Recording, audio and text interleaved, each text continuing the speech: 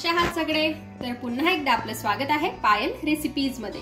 तर आज आपण मस्त असे पटकन भिजणारे गुलाबजामुन करणार आहोत। तर बघा, आतमध्ये अगदी रसरसीत आणि मस्त असे गुलाबजाम हे कसे करायचे चला आपण पटकन बघूया।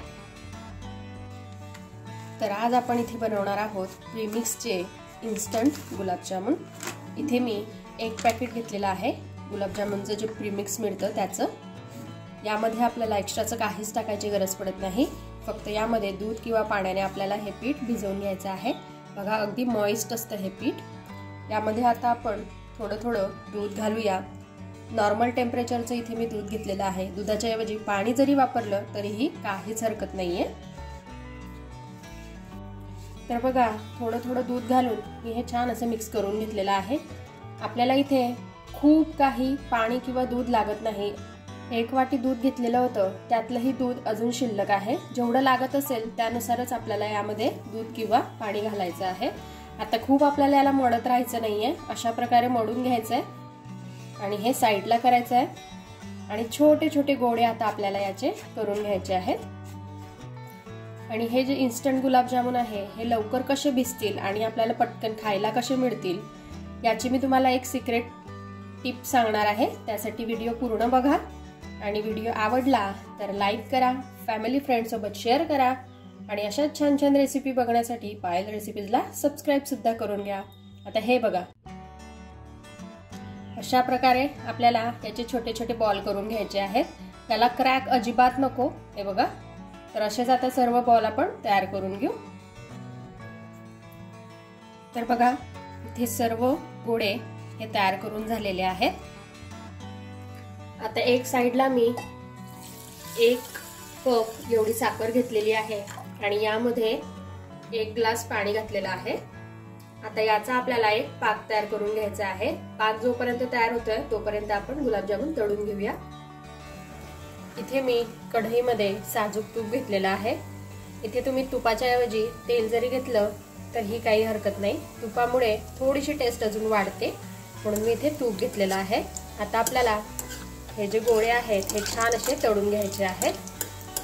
सगळीकडनं याला छान सोनेरी रंग आपल्याला करून घ्यायचा आहे। आणि हो, याआधी मी बऱ्याच साऱ्या स्वीट रेसिपीज केलेल्या आहेत। रसगुल्ला, वेगवेगळ्या प्रकारचे गुलाबजामुन आणि बऱ्याच काही स्वीट डिश आहेत, रव्याचे वेगवेगळे पदार्थ। तर तेही तुम्ही जाऊन माझ्या चॅनलवर बघू शकता आणि मी आय बटनवर सुद्धा देईल, तिथे जाऊन सुद्धा बघा, म्हणजे तुम्हाला बऱ्याच प्रकारच्या स्वीट रेसिपीज घरी बनवता येतील। आता इथे यांना छान असा कलर आलेला आहे, आपण यांना काढून घेऊया। तर बघा, अशाच प्रकारे आपल्याला सर्व जे गुलाबजामुन आहे हे तळून घ्यायचे आहेत। तर बघा, सर्व जे गोळे आहेत हे छान असे तळून झालेले आहेत। यांना अशा प्रकारे क्रॅक्स जे आहेत ह्या पडल्याच पाहिजे। आता हे पटकन नरम कसे होतील ते मी तुम्हाला सांगणार होते। साईडला इथे आपला जो साखरेचा पाक आहे तो सुद्धा झालेला आहे। आपल्याला ह्या पाकाला एकतारी किंवा वेगळा काही करायची गरज पडत नाही, फक्त साखर छान अशी मेल्ट करून हा चिकट होईपर्यंत आपल्याला करून घ्यायचा आहे। तर बघा, हा चिकट झालेला आहे। आता यामध्ये आपण थोडीशी इलायचीची पावडर घालून घेऊया, म्हणजे याला छान अशी टेस्ट येईल। तर बघा, आता ह्या गुलाबजामुनला छान असे क्रॅक आलेले आहेत, तुम्ही बघू शकता। तर अशा प्रकारे क्रॅक जर का आले असतील तर तुम्ही जी प्रोसेस मी तुम्हाला पुढे दाखवणार आहे ती केली किंवा नाही केली तरी चालेल। आणि गुलाबजामुनला अशा प्रकारे क्रॅक आले नाही तर काय करायचं, एक सुई घ्यायची किंवा टाचणी घ्यायची आणि त्याने गुलाबजामुनला अशा प्रकारे होल करून घ्यायचे। याने काय होतं, पाकामध्ये गुलाबजामुन घातल्यानंतर आतपर्यंत जो आपला पाक आहे हा छान असा जातो आणि गुलाबजाम मस्त असा रसरशीत तयार होतो। तर चला, अशाच प्रकारे आपण सर्व गुलाबजामुन जे आहे हे तयार करून घेऊया। आता गरम गरम पाकामध्ये आपल्याला हे जे तयार केलेले आपले गुलाबजामुन आहे हे घालायचे आहेत आणि यांना छान असं आपल्याला मुरू द्यायचं आहे। तर बघा, इथे आपले मस्त असे गुलाबजामुन जे आहे हे खाण्यासाठी रेडी झालेले आहेत। फक्त 1.5 ते 2 तासामध्ये हे छान असे रसरशीत झालेले आहे। तुम्ही बघू शकता, मी तुम्हाला कट करून सुद्धा दाखवेल।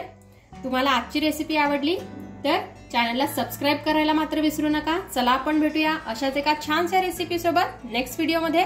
तोपर्यंत आपली काळजी घ्या आणि जाता जाता चॅनलला सबस्क्राईब करून घ्या। Take care, bye bye.